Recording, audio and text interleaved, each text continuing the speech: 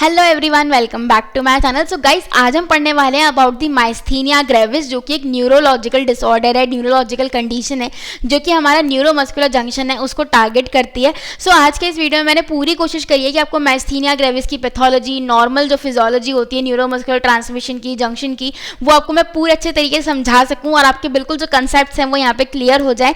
साथ ही साथ इस वीडियो के अंदर या फिर इस प्रेजेंटेशन के अंदर जितनी मैंने इन्फॉर्मेशन दी है, जहाँ से ही मैंने रेफरेंस लिया है डिफरेंट आर्टिकल्स, वो आपको हर स्लाइड के ऊपर कोट हुआ मिल जाएगा। तो आप अगर एक्स्ट्रा इन्फॉर्मेशन और लेना चाहते हो तो आप उस आर्टिकल पे भी जाके पढ़ सकते हो। उसके रेफरेंस आपको वीडियो के एंड में देखने को मिल जाएंगे, आप चाहो तो वहां से जाके चेकआउट कर सकते हो। बट जितनी इन्फॉर्मेशन आपके लिए अभी रेलिवेंट है, जो आपको पता होनी चाहिए एटलीस्ट इतनी, तो वो मैंने सारी इस वीडियो में गैदर कर दी है। तो अब जल्दी से बिना किसी देरी के माइस्थीनिया ग्रेविस पढ़ना स्टार्ट करते हैं। सबसे पहले ये समझते हैं कि माइस्थीनिया ग्रेविस इसका मतलब क्या होता है। तो देखो, सबसे पहले माइस्थीनिया का मतलब होता है, ये जो वर्ड है माइस्थीनिया, इसका मतलब होता है लैटिन या ग्रीक में वीकनेस। ठीक है, तो सबसे पहले जहाँ पे भी माइस्थीनिया वर्ड आएगा उसको कोरिलेट करोगे मसल वीकनेस के साथ। ठीक है, अब ये माइस्थीनिया ग्रेविस ये क्या सिचुएशन होती है, ये कौन सी कंडीशन होती है, इसके बारे में अब हम पढ़ेंगे। ठीक है, so myasthenia gravis is a chronic autoimmune neuromuscular condition affecting the neuromuscular joint. अब एक एक वर्ड ना यहाँ पे समझने वाला है।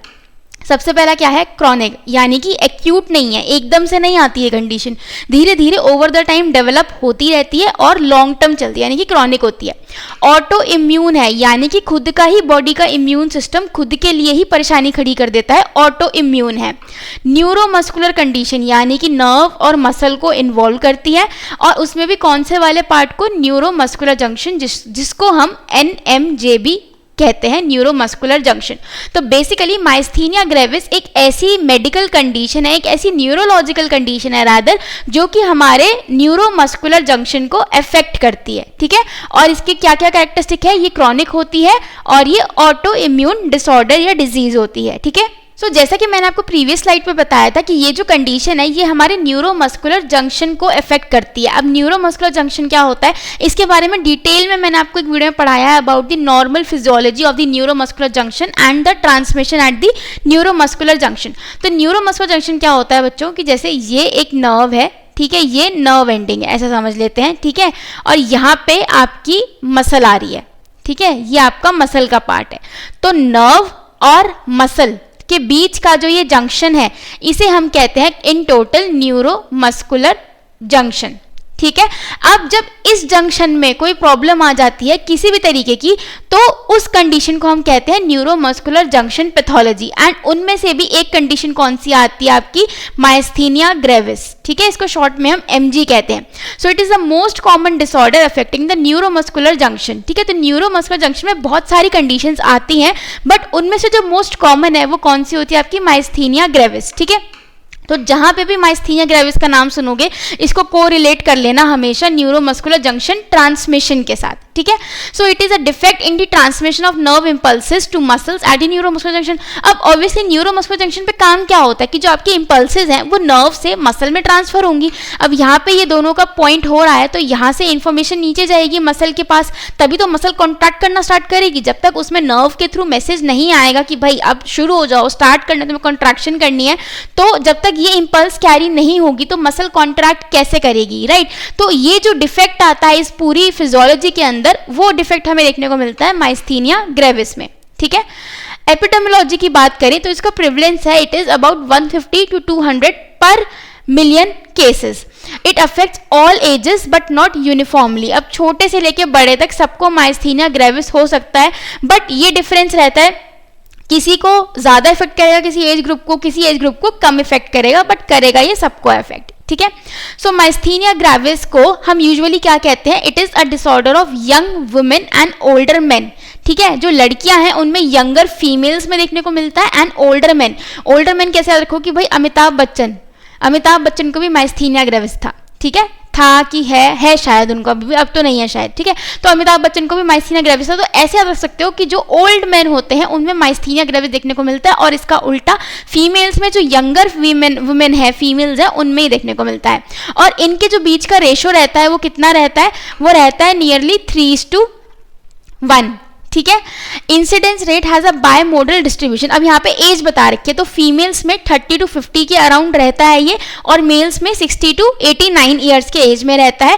फीमेल में ये पीक करता है, सो फीमेल के अंदर it peaks at 40 years of age, ठीक है, और मेल्स के अंदर it peaks at 70 years of age, ठीक है। इस चीज का ध्यान रखना। So in the 5th decade of life, यानी कि जब 50s के वाले लाइन में चले जाते हो, तो men and women are equally affected, while men have a higher proportion after the age of 50। तो इस चीज को ध्यान रखना पूरा, ये आपकी पूरी एपिडेमियोलॉजी है अबाउट द माइस्थीनिया ग्रेविस, ठीक है। सो अराउंड 10%, अब मैंने आपको कहा था कि ये छोटे से लेके बड़े तक सबको अफेक्ट कर सकता है, तो चिल्ड्रन में भी ये हमें देखने को मिलता है, बट इसका जो रेशियो है वो बहुत कम रहता है। सिर्फ 10% केसेस ही हमें बच्चों के देखने को मिलते हैं who are affected by myasthenia gravis. इसके बाद किसी भी रेस और एथनिसिटी को भी अफेक्ट कर सकता है, बट यूजुअली जो अफ्रीकन लोग हैं, जो अफ्रीका के लोग हैं, उनको ये ज्यादा अफेक्ट करता है, ठीक है। अब थोड़ी जेनेटिक्स की बात कर लें। अब ये जो माइस्थीनिया ग्रेविस है, क्या ये जेनेटिक्स से रिलेटेड हो सकता है? तो जी बिल्कुल है, ये बिल्कुल रिलेटेड हो सकता है, और इसका जो जेनेटिक ट्रांसफर है उसका रिस्क बहुत ज़्यादा भी होता है। सो सिबलिंग्स या फिर फर्स्ट ग्रेड रिलेटिव्स में जो पेशेंट है, जो पेशेंट अफेक्टेड है, उसके सिबलिंग को या फिर फर्स्ट ग्रेड रिलेटिव को 4.5% चांस होता है माइस्थीनिया ग्रेविस डेवलप होने का। तो genetic association of this disease is also present, right. अब बात करते हैं एटियोलॉजी की, कि ये जो डिजीज है ये होती किस वजह से है। तो पहला तो मैंने आपको स्टार्टिंग में ही बताया था कि ये ऑटो इम्यून है, ठीक है, ऑटो इम्यून है। और जिनको अभी हमने पिछली स्लाइड में पढ़ा कि जिनको जेनेटिकली ससेप्टेबल होते हैं जो इंडिविजुअल्स, उनमें भी ये डिजीज देखने को आ सकती है। तो सबसे पहला हमें क्या मिल गया पॉइंट कि ऑटो इम्यून है, ऑटो इम्यून है, ठीक है। दूसरा हमें पता चल गया जेनेटिक्स, ठीक है। और तीसरा हो सकता है हमारे ट्रिगर्स या फिर प्रेसिपिटेटिंग फैक्टर्स। कुछ ऐसी चीजें हुई जिनकी वजह से जो हमारा इम्यून सिस्टम है वो ट्रिगर हो गया to develop this disease, like कोई इन्फेक्शन हो गया, इम्यूनाइजेशन हुआ, सर्जरी हुई, कुछ ड्रग्स की वजह से। सो इनकी वजह से आपको जो माइस्थीनिया ग्रेविस है वो डेवलप हो सकता है, ठीक है। अब बात करते हैं एक बार न्यूरोमस्कुलर जंक्शन की। तो न्यूरोमस्कुलर जंक्शन का जो ट्रांसमिशन है वो ऑलरेडी मैं आपको समझा चुकी हूँ, पूरे नोट्स वोट्स के साथ मैंने वीडियो में समझा रखा है अर्लियर। यहाँ पे हम सिर्फ इमेजेस के थ्रू ब्रीफ में एक बार आपको बता देती हूँ कि काम कैसे होता है यहाँ पे। और मैं, क्योंकि जब तक आप नॉर्मल एनएमजे ट्रांसमिशन नहीं समझोगे तो आप इसकी पैथोलॉजी जो कि माइस्थीनिया ग्रेविस में हो रही है वो नहीं समझ पाओगे। इसलिए अगर आपको ये पार्ट आता है तो आप वीडियो आगे स्किप कर देना, डिस्क्रिप्शन में या फिर पिन कमेंट में को टाइम स्टैम्प्स मिल जाएगा। पहले एक बार इसकी नॉर्मल पैथोलॉजी पढ़ ले, नॉर्मल फिजियोलॉजी पढ़ लेते हैं कि न्यूरोमस्कुलर जंक्शन काम कैसे करता है और यहाँ पे नर्व इंपल्स ट्रांसफर कैसे होती है, ठीक है। अब देखो, ये रहा आपका एक नर्व सेल, ठीक है, ये रहा नर्व सेल, और ये रही आपकी मसल, ठीक है, ये रही आपकी मसल, ये रहा आपका नर्व सेल, और यहाँ पे देखो ये जो नर्व एंडिंग है ये यहाँ पे जाके मसल के साथ मिल रही है, ठीक है, नर्व एंडिंग मसल के साथ जाके मिल रही है। अब इसी को इन्होंने यहाँ पे मैग्नीफाई करके इस डायग्राम के अंदर, ये जो डायग्राम है इस डायग्राम के अंदर दिखा रखा है। तो अब ये डायग्राम समझते हैं। अब देखो, ये जो है ऊपर वाला पार्ट ये है आपकी नर्व एंडिंग, ठीक है, ये नर्व का पार्ट है, ठीक है, और ये जो नीचे है आपका ये वाला पार्ट ये आपका मसल का पार्ट है। तो जो मसल मेम्ब्रेन है सार्कोलेमा, उसके अंदर ये फोल्ड्स हैं, एंड ये फोल्ड्स आपको यहाँ पे दिख रहे हैं, ठीक है। अब यहाँ पे क्या होता है, नॉर्मल फिजियोलॉजी के अंदर क्या होता है यहाँ पे कि ये जो आपके साइनेप्टिक वेसिकल्स हैं नर्व एंडिंग के अंदर प्रेजेंट होते हैं, और इनके अंदर प्रेजेंट होता है आपका एसिटाइल कोलिन, ठीक है, क्या प्रेजेंट होता है, एसिटाइल कोलिन। अब ये जो वेसिकल्स हैं ये क्या करते हैं, ये जाके लग जाते हैं नर्व एंडिंग की जो मेम्ब्रेन है, यानी कि जो प्री साइनेप्टिक मेम्ब्रेन है उसके साथ जाके लग जाते हैं। अब जैसे ही ये उसके साथ जाके लगते हैं ना, तो जो आपका एसिटाइल कोलिन है वो बाहर डिफ्यूज हो जाता है इन द साइनेप्स, ठीक है। तो ये जो प्री साइनेप्टिक मेम्ब्रेन और पोस्ट साइनेप्टिक मेम्ब्रेन के बीच की जो जगह होती है इसे हम कहते हैं साइनेप्स। तो यहाँ से जो आपका वेसिकल था पहले यहाँ प्रेजेंट था, यहाँ प्रेजेंट था, फिर इसके ऊपर एक प्रोटीन होता है जिसको हम कहते हैं साइनेप्टोब्रेविन, और ये जो आपकी प्री साइनेप्टिक मेम्ब्रेन है इसके ऊपर एक प्रोटीन होता है जिसको हम कहते हैं सिनेप्टोटैक्सिन। सो साइनेप्टोब्रेविन और सिनेप्टोटैक्सिन। तो मैं आपको क्या बताना चाह रही हूँ, एक बार मैं जस्ट अ सेकेंड में एक स्लाइड इंसर्ट करके आपको दिखा देती हूँ पहले, नहीं तो समझ नहीं आएगा। ये देखो पहले,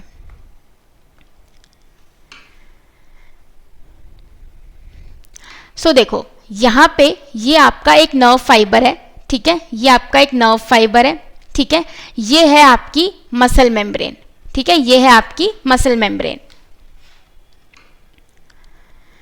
ठीक है, यहाँ पे हैं आपके साइनेप्टिक वेसिकल्स जिनके अंदर एसिटाइल कोलिन प्रेजेंट है।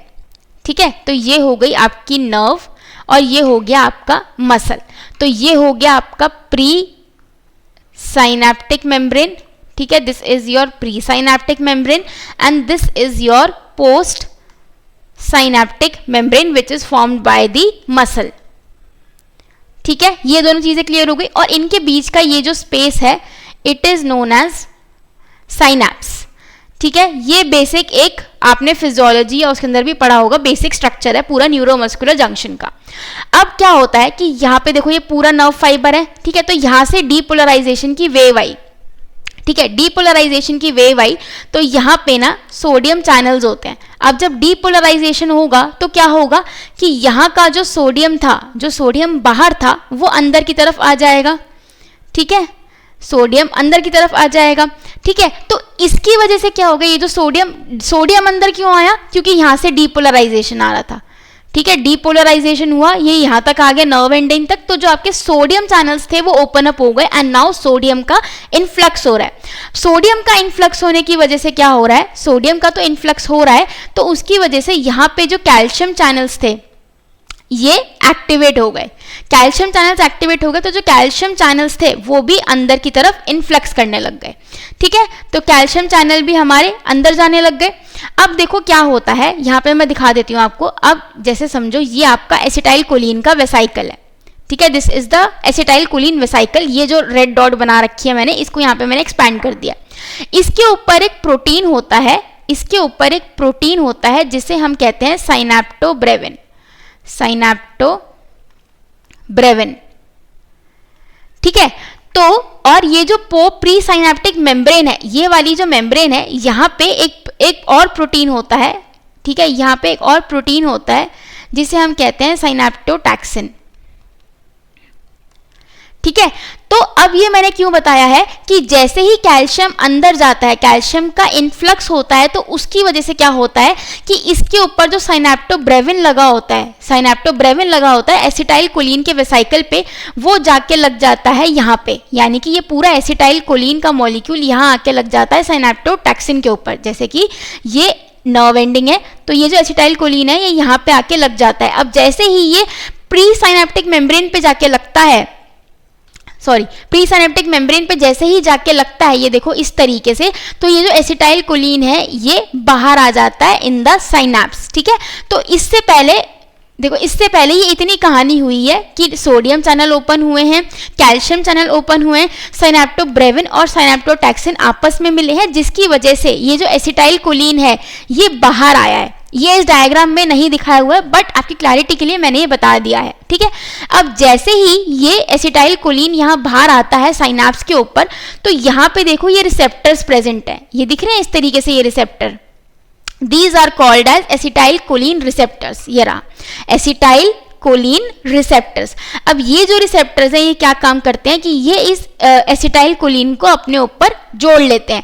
जैसे ही ये इनके ऊपर एसिटाइल कोलिन आके लगता है तो क्या होता है, मसल कॉन्ट्रैक्शन इनिशिएट होने लग जाती है। मोटर एंड प्लेट पोटेंशियल, ये टर्म आपने सुनी होगी जब आपने ये फिजियोलॉजी पढ़ी होगी। ठीक है, तो वो जनरेट होना स्टार्ट हो जाता है। ठीक है, अब ये जो एसिटाइल कोलिन है, अब यहाँ पे देखो आपको एक और चीज दिख रही होगी, ये है ये एग्रेन मस्क। ठीक है, ये क्या होते हैं, अब एसिटाइल कोलिन का तो हमें समझ आ गया कि एसिटाइल कोलिन रिसेप्टर्स प्रेजेंट है यहाँ पे और उनके ऊपर आके एसिटाइल कोलिन रख जाएगा और बड़ी आसानी से मसल कॉन्ट्रैक्शन इनिशिएट हो जाएगी। बट ये मस्क क्या होता है, ये एग्रिन क्या होता है, LRP4 क्या होता है, ठीक है, ये सब क्या है। So basically what is MUSK?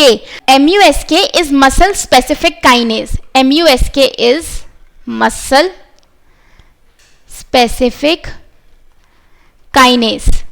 ठीक है, अब ये जो पूरा एक कॉम्प्लेक्स है जो कि ये मस्क से, एग्रिन से, इन सब से बना हुआ है, ये जो पूरा कॉम्प्लेक्स है ये क्या करता है, ये जो एसिटाइल कोलिन रिसेप्टर है ना यहाँ पे, समझ लो इनकी देखरेख करता है।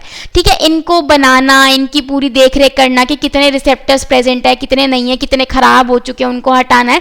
तो बेसिकली एसिटाइल कोलिन रिसेप्टर्स जो कि आपकी पोस्ट साइनेप्टिक मेम्ब्रेन के ऊपर प्रेजेंट है, उनकी देखभाल करना, उनको तैयार करना, ये मस्क और एग्रिन और इस पूरे कॉम्प्लेक्स का ये काम होता है, ठीक है। तो डायरेक्टली और इनडायरेक्टली भी देखो, डायरेक्टली तो एसिटाइल कोलिन रिसेप्टर और इनडायरेक्टली ये जो मस्क वाला पार्ट है, मस्क एग्रिन वाला ये जो कॉम्प्लेक्स है, ये किस लिए रिस्पॉन्सिबल है कि जो आपका एसिटाइल कोलिन आ रहा है ना साइनैप्स में, वो पोस्ट सिनेप्टिक मेम्ब्रेन में अच्छे से एब्जॉर्ब हो जाए ताकि मसल कॉन्ट्रैक्शन इनिशिएट हो जाए, ठीक है। आई होप ये कंसेप्ट आपको क्लियर हो गया होगा। एक बार पढ़ लेते हैं। Each alpha motor neuron axon divide into branches that innovate many muscle fibres, ठीक है। ये हमें पता है कि एक एक्सॉन होता है अल्फा मोटर न्यूरॉन का, वो फिर ऐसे नर्व एंडिंग बनाता है इस तरीके से। Each branch loses its myelin sheath and further sub divides into many pre synaptic buttons which face the surface of post synaptic surface of the muscle fibre. Neuromuscular का जंक्शन का एक structure बताया हुआ है। The nerve ending contains synaptic vesicles loaded with acetylcholine, ये भी हमने पढ़ा है। and between the pre and post synaptic surface lies the synaptic cleft या फिर synapse भी कहते हैं, जिसके अंदर कौन सा एंजाइम होता है, acetylcholinesterase। इसको अभी भूल जाओ, एसिटाइलकोलिनेस्टेरेस क्या करता है। द पोस्ट सिनेप्टिक मेम्ब्रेन के अंदर कुछ कैरेक्टरिस्टिक फीचर होते हैं, इन्वेजिन एजेंट होती है, जिनको हम कहते हैं एसिटाइलकोलिन रिसेप्टर्स, ठीक है, जो इसकी मेम्ब्रेन के ऊपर पैक होते हैं बिल्कुल। ये क्या करते हैं, जैसे ही हमारा नर्व का एक्शन पोटेंशियल शुरू होता है, सोडियम का इन्फ्लेक्स होने लगता है, तो जो वोल्टेज गेटेड कैल्शियम चैनल्स हैं वो एक्टिवेट हो जाते हैं, जो कि मैंने आपको ये बताया। इसकी वजह से क्या होता है, जो सिनेप्टिक वेसाइकल है वो नर्व टर्मिनल या फिर प्री साइनेप्टिक मेम्ब्रेन से जाकर जुड़ जाता है और एसिटाइलकोलिन रिलीज कर देता है इन दी साइनैप्स। अब इसके रिलीज में मैं आपको बताया था साइनेप्टोब्रेविन एंड साइनेप्टोटेक्सिन, ये दो प्रोटीन्स होते हैं। फिर जो एसिटाइलकोलिन है वो डिफ्यूजन के थ्रू दूसरे पोस्ट मेम्ब्रेन पे पहुंचता है ओवर दी एसिटाइलकोलिन रिसेप्टर्स। उसके बाद जो एसिटाइलकोलिन रिसेप्टर्स हैं वो उसके ऊपर बाइंड हो जाता है और वहां पे भी फिर सोडियम का इन्फ्लक्स होने लग जाता है, ठीक है, जिसकी वजह से जो एंड प्लेट पोटेंशियल है, जो मसल पे एंड प्लेट पोटेंशियल है वो डेवलप होने लग जाता है और जो एक्शन पोटेंशियल है वो पूरा मसल के अंदर फैलने लग जाता है, जिसकी वजह से कॉन्ट्रैक्शन इनिशिएट हो जाती है in the muscle. So this is the basic physiology कि आपका न्यूरोमस्कुलर जंक्शन काम कैसे करता है, ठीक है। अब बात करते हैं पैथोलॉजी की। तो ये तो हमने पढ़ा न्यूरोमस्कुलर जंक्शन का नॉर्मल ट्रांसमिशन। अब पैथोलॉजी में क्या होता है, माइस्थीनिया ग्रेविस के अंदर क्या होता है, कहाँ पे प्रॉब्लम आती है, देखो मैं आपको डायग्राम से समझाती हूँ। जैसे यहाँ पे हमने देखा था कि ये आपका प्री साइनेप्टिक हो गया पूरा, एसिटाइलकोलिन बाहर निकला, यहाँ पे ये रिसेप्टर्स प्रेजेंट है, इनके ऊपर आके एसिटाइलकोलिन लग गया और फिर वो बढ़िया से मसल कॉन्ट्रैक्शन कराएगा। अब ये जो डिजीज है माइस्थीनिया ग्रेविस, इसके अंदर मैंने आपको स्टार्टिंग में बताया था कि ये एक ऑटो इम्यून डिजीज है, ठीक है। ये एक ऑटो इम्यून डिजीज है, यानी कि खुद की बॉडी खुद का ही डिस्ट्रक्शन करने लग जाती है। तो यहाँ पे क्या होता है, हमारी बॉडी जो हमारा इम्यून सिस्टम है वो एंटीबॉडीज प्रोड्यूस करता है, ठीक है, एंटीबॉडीज प्रोड्यूस करता है। एंटीबॉडीज जो ये प्रोड्यूस करता है ये कहाँ पे आके लग जाती है, ये जो आपके एसिटाइलकोलिन रिसेप्टर्स आपको दिख रहे हैं ना, यहाँ पे ये जगह लेके बैठे हैं कि हमारे ऊपर एसिटाइलकोलिन आके लगेगा, इसके ऊपर ये जो एंटीबॉडी है ये आके लग जाती है, ठीक है। इसके ऊपर एंटीबॉडी आके लग गई। अब इसके ऊपर अगर एंटीबॉडी आके लग जाएगी तो जो एसिटाइलकोलिन जो यहाँ से आ रहा है वो इसके ऊपर आके नहीं लग पाएगा। क्यों? क्योंकि ऑलरेडी इसके ऊपर तो एक एंटीबॉडी बैठी हुई है, तो एसिटाइलकोलिन तो नहीं लग पाएगा। अब एसिटाइलकोलिन नहीं लगेगा अगर इसके ऊपर, तो मसल कॉन्ट्रैक्शन इनिशिएट कैसे होगी, क्योंकि ना ही कोई वेव ऑफ डीपोलराइजेशन जा पाएगी, ना ही कोई एंड प्लेट पोटेंशियल डेवलप होगा। क्यों? क्योंकि जो एसिटाइलकोलिन की जगह थी, एसिटाइलकोलिन के रिसेप्टर के ऊपर, उसके ऊपर तो एक एंटीबॉडी आके बैठ गई है, तो एसिटाइलकोलिन की जगह बची नहीं। अब ये जो कॉम्प्लेक्स होता है, जो एसिटाइलकोलिन रिसेप्टर के ऊपर जो एंटीबॉडी आके बैठ जाती है, इसे हम कहते हैं मैक, यानी कि मेम्ब्रेन अटैक कॉम्प्लेक्स, यानी कि इसने इसकी मेम्ब्रेन के ऊपर अटैक कर दिया, इसने इसको मेम्ब्रेन अटैक और पूरा कॉम्प्लेक्स बना लिया, ठीक है। तो यहाँ पे भी देखो, यहाँ पे देखो एक आईजीजी एंटीबॉडी आके लग गई, यहाँ पे ये पूरा इसने कॉम्प्लेक्स बना लिया, ठीक है। अब यहाँ पे एसिटाइलकोलिन कहाँ से आके लगेगा, है ना, ये पूरा इसने मैक बना लिया है। So this is the basic pathology जो कि आपकी माइस्थीनिया ग्रेविस में देखने को मिलती है। याद रखना, माइस्थीनिया ग्रेविस में हमेशा जो आपका पोस्ट साइनेप्टिक मेम्ब्रेन पे रिसेप्टर्स हैं they are affected, pre synaptic membrane is not affected in myasthenia gravis। अब बात करते हैं शुरू से। So it is a autoimmune disorder where antibodies attack the receptors on the post synaptic membrane at the neuromuscular junction, causing a destruction और reduction of these receptors और blocking its normal function.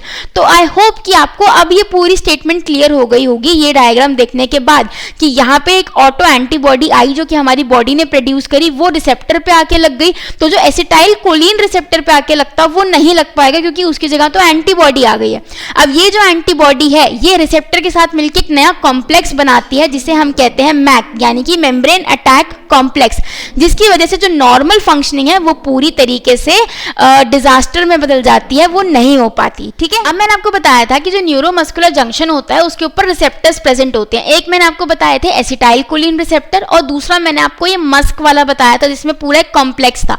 तो मैंने ये कहा था कि ये जो मस्क और क्या करता है, ये एक तरीके से एसिटाइलकोलिन रिसेप्टर्स को ही रेगुलेट करता है, उनको मेंटेन करता है न्यूरोमस्कुलर जंक्शन के ऊपर। ठीक है, तो हमें ये दो तरीके के रिसेप्टर्स देखने को मिलते हैं।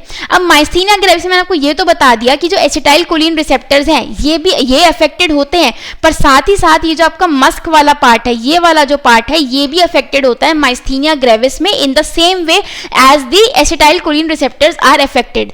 और हाँ, एक बात ध्यान रखना कि कौन से वाले एसिटाइलकोलिन रिसेप्टर्स होते हैं, तो nicotinic type acetylcholine receptors are affected in myasthenia gravis.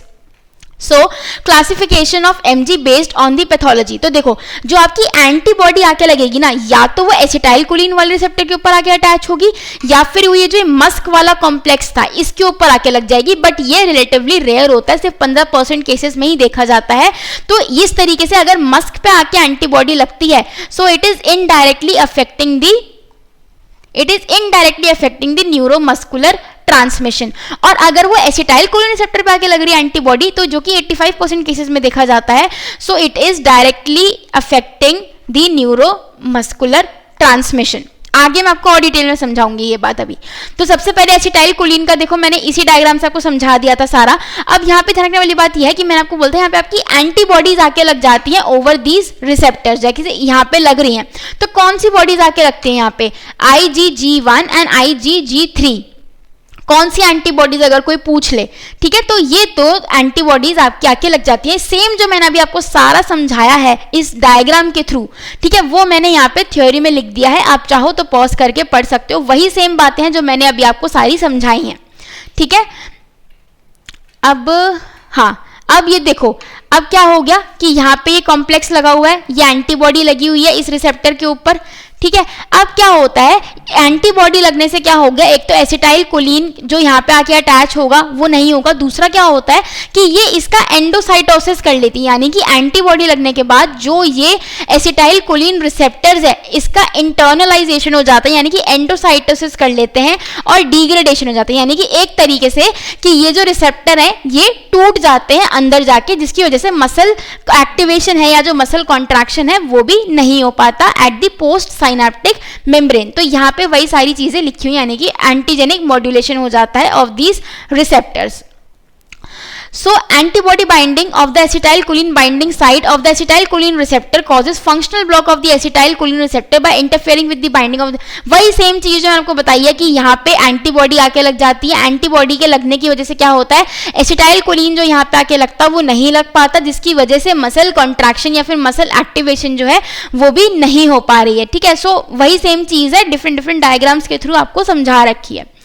ठीक है, अब बात करते हैं दूसरे वाली, जो मैंने कहा था कि आपको जो मस्क वाला होता है, देखो ये हो गया आपका मस्क का पूरा। ठीक है, सो ये जो रेड कलर की आपको ये लाइन दिख रही है पूरी, ये मस्क है, इसके साथ ये LR4 और ये है एग्रीन, तो ये पूरा ना एक कॉम्प्लेक्स होता है। ठीक है, ये पूरा एक कॉम्प्लेक्स, इसका काम क्या है कि ये जो एसिटाइलकोलिन रिसेप्टर्स यहाँ पे लगे हुए हैं ना, इनकी देख रेख करे। ठीक है, अब पहली कंडीशन में तो क्या हो गया कि जो एंटीबॉडी थी सीधा वो इस एसिटाइलकोलिन रिसेप्टर के ऊपर आके लग गई और जो मसल एक्टिवेशन था वो नहीं हो पाया।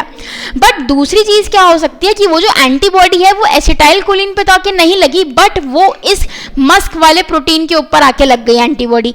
अब अगर इसके ऊपर भी एंटीबॉडी आके लगेगी तो डायरेक्टली या फिर इनडायरेक्टली मसल एक्टिवेशन में या फिर मसल का जो कॉन्ट्रैक्शन है वो नहीं हो पाएगा। क्यों? क्योंकि अगर ये जो मस्क वाला प्रोटीन है, मस्क वाला पार्ट है, अगर ये ढंग से काम नहीं करेगा तो जो आपका एसिटाइलकोलिन रिसेप्टर है on the post synaptic membrane वो भी ढंग से काम नहीं कर पाएगा, और अगर वो ढंग से काम नहीं कर पाएगा तो जो आपका एसिटाइलकोलिन जो आ रहा है from the pre synaptic membrane वो भी काम नहीं कर पाएगा। सो अगर मस्क अफेक्ट होता है तो indirectly it will affect the neuromuscular transmission.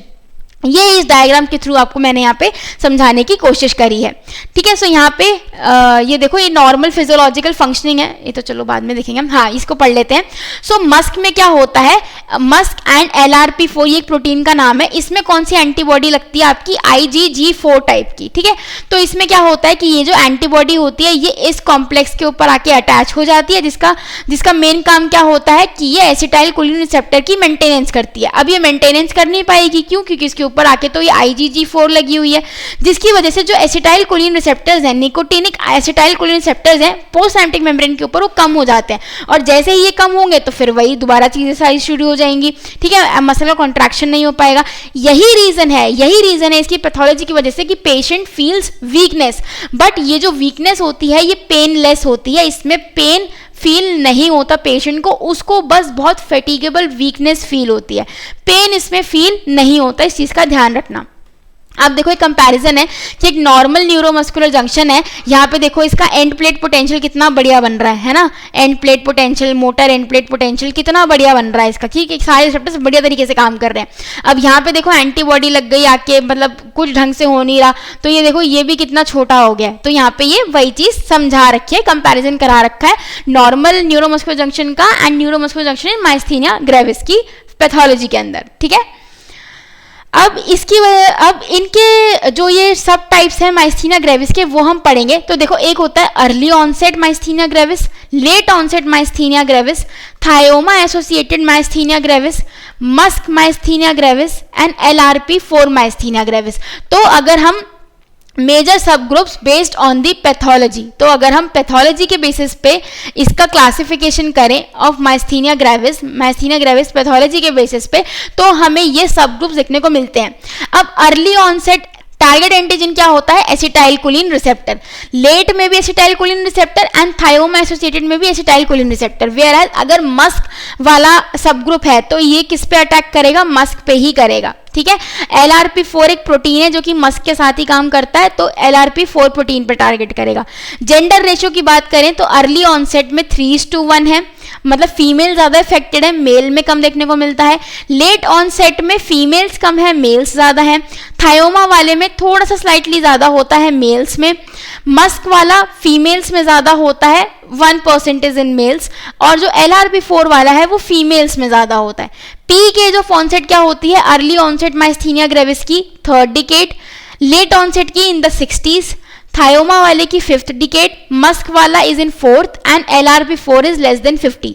अब यहाँ पे देखो ये IgG सब टाइप की कौन सी एंटीबॉडी आके लग रही है, तो अर्ली ऑनसेट में IgG1 and IgG3, late onset में भी IgG1 मतलब जहां पे भी एसिटाइल कोलिन रिसेप्टर है ना वहां पे आपकी IgG1 एंड IgG3 लगेगी, और LRP4 वाले में भी यही लग रही है। वेयरएज जो मस्क वाला है उसमें आपकी IgG4 लग रही है, ठीक है। तो ये सारी चीजें हैं, ये बेसिक डिफरेंशिएशन है between the subgroups of the myasthenia gravis based upon the pathology of it. Sign and symptoms की बात करें तो पेशेंट को वीकनेस बहुत ज्यादा फील होती है, और इतनी वीकनेस फील होती है कि he feels fatigue but pain नहीं होता, ठीक है। ये जो वीकनेस है इट इज पेनलेस, ठीक है। ऑक्यूलर मसल वीकनेस होती है, टोसिस देखने को मिलेगा। टोसिस की अगर हम बात करेंगे आगे, बल्बुलर मसल इन्वॉल्वमेंट होगी, रेस्पिरेटरी मसल वीकनेस आ जाएगी एंड लिम्स में भी इन्वॉल्वमेंट देखने को मिलता है। वीकनेस की बात करें तो ये कार्डिनल फीचर है, ठीक है। जो वीकनेस है वो बहुत ज्यादा थकावट पैदा कर देती है इंडिविजुअल के अंदर, और अगर हम कोई बहुत ज्यादा रेपिटेटिव एक्टिविटी करते हैं, हीट है, इन्फेक्शन हो रहा है, तो इसके जो सिम्टम्स हैं, जो वीकनेस है वो और भी बढ़ जाती है। बट अगर इंडिविजुअल रेस्ट करता है तो जो वीकनेस है वो ठीक भी हो जाती है। वीकनेस ज्यादातर हमें कहाँ देखने को मिलती है, generally in the ocular, bulbar, proximal extremities and neck, and in few patients it involves the respiratory muscles, ठीक है। तो इन जगहों पे हमें वीकनेस देखने को, ज्यादा केसेस में वीकनेस देखने को मिलती है। Next is the ocular muscle weakness. So ये भी बहुत कॉमन एक क्लिनिकल फीचर है जो कि आपको देखने को मिलेगा in myasthenia gravis patient in approximately 85% of the patients. इसका जो प्रोग्रेशन है it will develop in 50% of these patient in 2 years। उसके अलावा ये presents with fluctuating ptosis and diplopia और समटाइम्स ब्लरी विजन। अब क्योंकि ऑक्यूलर मसल वीकनेस है तो अगर आंखों की मसल वीक होगी तो ये सारे सिम्टम्स भी आपको देखने को मिलेंगे ही मिलेंगे। तो सबसे पहले आता है आपका टोसिस। अब देखो इस इमेज के अंदर ये वाली जो आई है a image, the patient has asymmetrical palpebral ptosis at rest. और माइस्थीनिया ग्रेविस का फीचर क्या होता है सबसे ज्यादा, कि अगर आप इंडिविजुअल को बोलो कि आप ऐसे अपवर्ड गेज करो, जैसे कि वो इस इमेज में करता हुआ दिख रहा है आपको, कि ऐसे सस्टेन्ड अपवर्ड गेज, ऐसे ऊपर छत की तरफ देखते रहो, और अगर वो 2 या 2 मिनट से ज्यादा देख लेता है ना, तो उसकी वजह से उसका जो टोसिस है वो और भी ज्यादा बढ़ जाता है। ठीक है, तो आप देख रहे हो कि ये सी में इसका जो टोसिस है ये कितना बढ़ गया है, जो कि ए में इतना नहीं था, बट जैसे ही इसने अपनी आंखें ऊपर करके देखी तो इसका जो टोसिस है वो कितना बढ़ गया है। ठीक है, तो इसको हम सिम्पसन्स टेस्ट भी कहते हैं। Right, it can be severe enough to totally occlude vision if it is bilaterally, इतना भी सिवियर हो सकता है। Next is the bulbar muscle involvement. So ये भी 60% पेशेंट्स में आपको देखने को मिलती है, और बेसिकली अगर बल्बुलर मसल आपकी इन्वॉल्व है तो आपका चुइंग में, ठीक है, बोलने में, डिस्फेजिया, डिसआर्थरिया, ये सब आपको देखने को मिलेगा। ठीक है, next is respiratory muscle weakness. तो रेस्पिरेटरी मसल वीकनेस भी बहुत सारे पेशेंट आपको देखने को मिलेगी जिनको माइस्थीनिया ग्रेविस है। ठीक है, and it involves the respiratory muscles, it can lead to myasthenia crisis. इसकी वजह से माइस्थीनिया क्राइसिस भी हो जाता है। माइस्थीनिया क्राइसिस क्या होता है, एक ऐसी कंडीशन है जहां पे माइस्थीनिया ग्रेविस की वजह से आपकी जो इंटरकॉस्टल मसल्स है एज वेल एज जो डायफ्राम है वो अफेक्ट हो जाती है, जिसकी वजह से पेशेंट को सांस लेने में बहुत ज़्यादा डिफिकल्टी हो जाती है। ठीक है, तो उसे हम कहते हैं माइस्थीनिया क्राइसिस। और ये यूजुअली किसमें ज्यादा देखने को मिलता है, इन विच टाइप, MUSK, यानी कि मसल स्पेसिफिक काइनेज वाला जो माइस्थीनिया ग्रेविस होता है, जिसमें कि जो एंटीबॉडी है वो इसके ऊपर आके लग जाती है, उसमें माइस्थीनिया क्राइसिस देखने को हमें ज्यादा मिलता है as compare to the acetyl choline receptor वाला माइस्थीनिया काइनेज। ठीक है, इन्वॉल्वमेंट ऑफ लिम्ब की बात करें, so predominantly proximal muscle weakness similar to other myopathic disorders. ठीक है, प्रॉक्सिमल मसल ज्यादा वीक होती हैं। Arm tends to be more often affected than the legs. Arms में, हाथों में ज्यादा दर्द है, वीकनेस रहती है as compare to the legs. And facial muscles तो फेशियल मसल्स तो आपकी इन्वॉल्व होंगी ही होंगी, क्योंकि ऑक्यूलर भी जा रहा है, बल्बर भी जा रहा है, तो फेस कैसे बचा रह सकता है फिर। ठीक है, तो ये चीज आपको सारी ध्यान रखनी है यहाँ पे।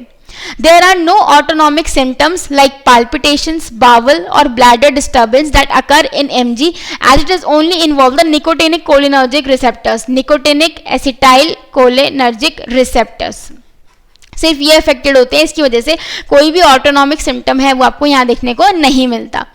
अब इसकी जो क्लासिफिकेशन है, क्लिनिकल क्लासिफिकेशन, वो किसने दिया हमें, the myasthenia gravis foundation of America ने माइस्थीनिया ग्रेविस को 5 मेन क्लासेस में डिवाइड किया है based on the clinical features और डिजीज सिवियरिटी के बेसिस पे। So these are the 5 classification. So ये बेसिकली जो क्लिनिकल फीचर्स हमें देखने को मिलते हैं 1 से लेके 5 तक इनको क्लासीफाई कर रखा है। 1 में जो क्लिनिकल फीचर्स हैं दे आर लेस सिवियर, और जैसे जैसे आप 5th की तरफ प्रोग्रेस करोगे तो डिजीज विल और the symptoms will become more severe. ठीक है, तो वही सारी जो मैंने आपको अभी साइन एंड सिम्टम्स बताए हैं वही सारे यहाँ पे इन्होंने क्लासिफाई कर रखे हैं बिटवीन 1 to 5। ठीक है, अब डायग्नोसिस की बात करें, so it can be done with the help of clinical history, एंडोप्रोनियम test and the ice pack test. साथ ही में जो मैंने आपको चीजें बताई हैं अभी पहले, उनको भी देख के आप आइडेंटिफाई कर सकते हो। So first is the Tensilon और द एंड्रोफोनियम क्लोराइड टेस्ट। अब इसमें क्या होता है, ये क्या होता है एंड्रोफोनियम क्लोराइड, ये एक शॉर्ट एक्टिंग एसिटाइल कोलिनेस्टरेज है, इनहिबिटर है, that prolongs the duration of action of acetyl choline at the NMJ। अब एसिटाइल कोलिनेस्टरेज क्या करता है, ये एसिटाइल कोलिन को तोड़ देता है। ठीक है, उसकी एक्टिविटी को कम कर देता है, उसको ईट कर लेता है। ठीक है, तो ये इसको रोकता है। अगर ये इसके रोकने से कंडीशन ठीक हो जाती है, पेशेंट के जो सिम्टम्स हैं वो इंप्रूव होने लगते हैं रादर देन वर्सनिंग, तो दैट मीन्स ही और शी हैज MG। तो ये हम टेस्ट करते हैं, क्लिनिकल टेस्ट टू आइडेंटिफाई और diagnose the myasthenia gravis. Next is the ice pack test. अब जिन पेशेंट के अंदर हम पुराने वाला टेस्ट नहीं कर सकते because of any reason, it is contraindicated, तो हम आइस पैक टेस्ट करते हैं। आइस पैक टेस्ट में क्या होता है, it is perform by placing an ice pack over the eye for 2 to 5 minutes and assessing the improvement in ptosis. तो अगर आइस पैक लगने से इंप्रूवमेंट आई, that means the patient has myasthenia gravis, और अगर नहीं आई तो मतलब कि कोई और पैथोलॉजी है। डिफरेंशियल डायग्नोसिस क्या होंगे इसके? सबसे पहला है लैम्बर्ट ईटन सिंड्रोम। तो लैम्बर्ट ईटन सिंड्रोम जो है ये भी एक न्यूरोमस्कुलर जंक्शन का ही आपका डिसऑर्डर है, पर इसमें क्या इफेक्ट होता है, जो वोल्टेड गेटेड कैल्शियम चैनल्स थे प्री साइनेप्टिक मेम्ब्रेन के ऊपर जो मैंने आपको बताए थे वो इसके अंदर इफेक्टेड होते हैं। तो इसमें जो पैथोलॉजी है वो प्री साइनेप्टिक मेम्ब्रेन पे आ जाती है rather than the post synaptic membrane. ठीक है, तो एमजी में पोस्ट साइनेप्टिक मेम्ब्रेन पे इफेक्ट आता है, बट लैम्बर्ट ईटन सिंड्रोम में प्री साइनेप्टिक मेम्ब्रेन पे इफेक्ट आता है। Next is the cavernous sinus thrombosis. So it is usually abrupt in onset. अब ये एकदम एब्रप्ट है ऑनसेट में, जो कि माइस्थीनिया ग्रेविस नहीं है। माइस्थीनिया ग्रेविस क्या है? क्रॉनिक है। तो यहाँ से हम इसको डिफरेंशिएट कर लेते हैं। मल्टीपल स्क्लेरोसिस हमें पता है कि एक डीमाइलिनेटेड डिसऑर्डर है जो कि एंटायर नर्व को इफेक्ट करता है। ठीक है, पर यहाँ पे तो क्या है, न्यूरोमस्कुलर जंक्शन जो आपका इफेक्टेड है, बट वहां पे तो पूरी नर्व आपकी इफेक्टेड होती है। So this can also be differentiated in this way. Next is polymyositis and dermatomyositis. So it causes proximal vessel weakness and it is usually associated with pain. Whereas जो myasthenia gravis है उसमें आपको pen नहीं feel होता, it is painless. ठीक है, botulism. अब ये जो botulism है ये भी आपका जाके टॉक्सिसिटी हो जाती है, botulism टॉक्सिसिटी। ठीक है, तो इसकी वजह से होता है, बट इसको भी हम डिफ्रेंशिएट कर लेते हैं from myasthenia gravis. It presents with ptosis, double vision, progressive weakness and pupillary abnormalities accompanied by systemic symptoms. ठीक है, तो पेशेंट की हिस्ट्री वगैरह लेके हम इन सब चीजों को भी डिफरेंशिएट कर सकते हैं। Then is the Graves ophthalmopathy. So it presents with eyelid retraction and widening palpable fissure. These are caused by auto antibodies targeted towards the structure of eyes. अब ग्रेव्स ऑप्थेल्मो पैथी है तो usually इसमें सिर्फ eyes ही involve होंगी, but जो आपका myasthenia gravis है उसमें आपको वीकनेस वगैरह और भी सारे सिम्टम्स आते हैं, जिसकी वजह से you can easily differentiate between these two conditions. Next is management of myasthenia gravis. तो देखो जो मैनेजमेंट है it should be individualized according to the patient. Patient को क्या जरूरत है उसके हिसाब से तो उसको ट्रीट करोगे, मैनेज करोगे। अब यहाँ पे दो अप्रोचेस चलती हैं। कौन कौन सी? कि या तो हम जो एसिटाइल कोलिन का अमाउंट है न्यूरोमस्कुलर जंक्शन के ऊपर उसको इंक्रीज कर दें। ठीक है, या फिर हम क्या करें कि हम इम्यूनो सप्रेसिव मेडिकेशंस दे दें, ताकि जो हमारा इम्यून सिस्टम है जो कि एंटीबॉडीज प्रोड्यूस कर रहा है, ऑटो एंटीबॉडीज प्रोड्यूस कर रहा है, which are creating a problem for us only, तो उसको हम सप्रेस कर दें। तो इन दोनों में से हमको एक चीज कर सकते हैं। अब हम बात करते हैं फार्माकोलॉजिकल ट्रीटमेंट की। तो ट्रीटमेंट को हमने दो में डिवाइड कर दिया, वही सिम्टोमेटिक ट्रीटमेंट जो कि न्यूरोमस्कुलर ट्रांसमिशन को फैसिलिटेट करेगा, या फिर हम इम्यूनो सप्रेसिव ट्रीटमेंट देंगे। So these are all the medication along with the dose and side effect along with contraindication and special remarks। तो सबसे पहले आता है आपका कोलिनेस्टरेज इनहिबिटर और दूसरा आता है आपका इम्यूनोसप्रेसेंट। तो यहाँ पे इन्होंने सारी मेडिकेशंस के ये नाम दे रखे हैं। आप इनको सिर्फ आपको इनका डोज, साइड इफेक्ट और कॉन्ट्राइंडिकेशन सब यहाँ पे अच्छे देखने को मिल जाएंगी। सो बेसिकली आपको बता दिया है दो ही तरीके से मेडिकेशंस हमारी काम करने वाली हैं। सो वो आप एक बार इसको रीड कर सकते हो यहाँ पे। ठीक है, इसका आर्टिकल का लिंक भी आपको यहाँ पे दिख रहा है, मेल्जर एट अल 2016। इनके आर्टिकल पे भी जाके आप ये चीजें सारी पढ़ सकते हो। ठीक है, और भी डिटेल्ड इन्फॉर्मेशन लेने के लिए, बट जितनी आपकी ज़रूरत है उस हिसाब से मैंने सारी इन्फॉर्मेशन यहाँ पे गैदर कर दिया। So these are all the references, you can check all these references out. ठीक है, आपको कोई भी डाउट है, कोई भी क्वेरी है तो आप इन आर्टिकल्स में भी जाके पढ़ सकते हो। तो guys this is all about myasthenia gravis. I hope कि आपको वीडियो अच्छा लगा होगा और आपका जो कंसेप्ट था अबाउट माइस्थीनिया ग्रेविस वो भी क्लियर हो गया होगा। फिर भी अगर कोई डाउट रहता है, कोई चीज़ नहीं समझ आती, कोई क्वेरी है तो मुझसे कमेंट्स में ज़रूर पूछ लेना। Till then like, share and subscribe to my channel.